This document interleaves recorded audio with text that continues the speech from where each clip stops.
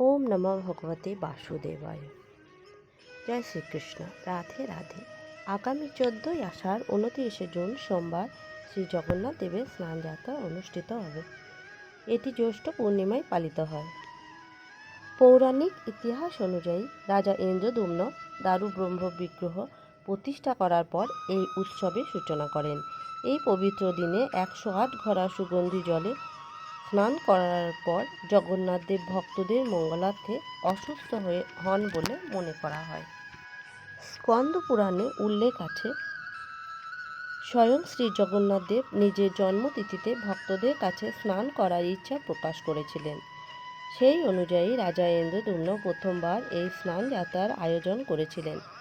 মন্দিরের উত্তর পূর্ব কোণে অবস্থিত স্নান মণ্ডপে বিগ্রহ আনা হয়। এরপর মন্দিরের ভিতর অবস্থিত সুবর্ণকূপ থেকে মন্ত্রপুত 108 ঘড়া সুগন্ধি ও পবিত্র জলে শ্রী জগন্নাথ দেব, বলভদ্র ও সুভদ্রাকে স্নান করানো হয়।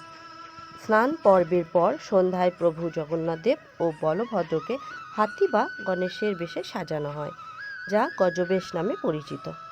লোক বিশ্বাস অনুযায়ী এত বিপুল পরিমাণ জলে স্নানের পর দেবতারা জ্বরে আক্রান্ত হন।